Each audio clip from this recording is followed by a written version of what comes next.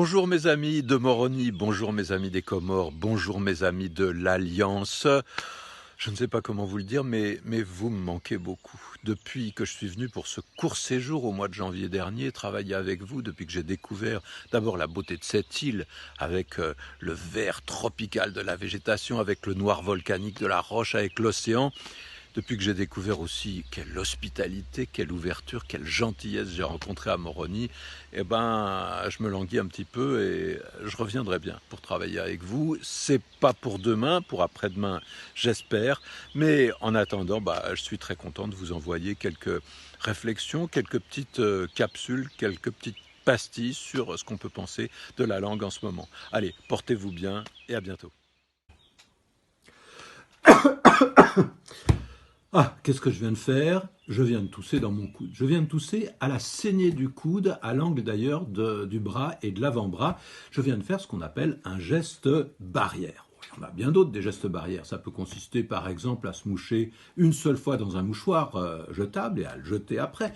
Ou bien ça peut consister simplement à ne pas serrer la main de son prochain, à ne pas faire la bise à ceux qu'on aime, ce qui est tout à fait paradoxal. Un geste barrière, ça peut être justement un non-geste. Le fait qu'on ne fera pas le geste. Alors, geste barrière, c'est vraiment un mot d'aujourd'hui, même s'il est apparu il y a une dizaine d'années déjà avec l'épidémie du SRAS. C'est un mot, on peut dire un mot composé, geste barrière, c'est vrai, mais c'est considéré comme un mot. Barrier gesture existe en anglais. Le mot geste barrière n'est pas senti comme un emprunt, pas du tout, parce que très vraisemblablement, les deux mots sont apparus à peu près au même moment dans les deux langues, et ils sont construits bien sûr de façon tout à fait parallèle.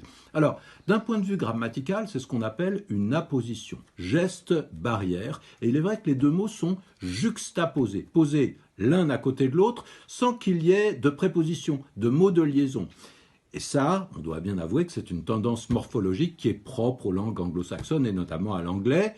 Mais enfin, c'est aussi une tendance de la langue française très forte et pas toute récente. Toute la deuxième moitié du XXe siècle a vu des naissances de mots semblables. Par exemple, un tire-bouchon de Gaulle. Voilà une apposition. Par exemple, un effet Larsen. Par exemple, une pochette plastique. Et on voit qu'un mot éclaire l'autre. De quoi s'agit-il?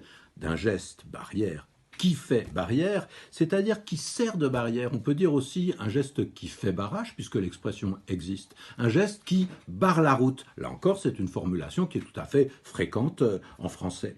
Et ce qui est étonnant d'ailleurs, c'est que geste et barrière sont deux mots dont les imaginaires vont dans des directions assez différentes, parce que, par définition, le geste, ça bouge. Le geste, c'est mouvant.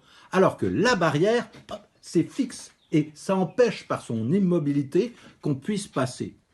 À quoi ça sert le geste barrière? Là encore, il y a deux choses. Ça sert à ne pas transmettre l'infection, ça sert aussi à ne pas l'attraper, bien sûr. Parce que de toute façon, la barrière sert à isoler. À isoler des personnes, plus on sera isolé, on aura de chances de se transmettre justement ce virus. Et une barrière isole beaucoup de choses. Qu'est-ce que c'est une construction tout à fait concrète? On parle de barrière, par exemple, entre deux lieux, une séparation entre deux champs.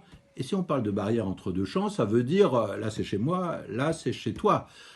De temps en temps, il y a un petit peu l'idée d'un interdit. Il ne faut pas outrepasser, il ne faut pas passer par-dessus la barrière, même si on en a très envie. Et il est vrai que lorsqu'on parle de barrière, la plupart du temps, on a quand même de façon plus ou moins implicite le désir de transgresser. L'herbe est toujours plus verte de l'autre côté de la barrière.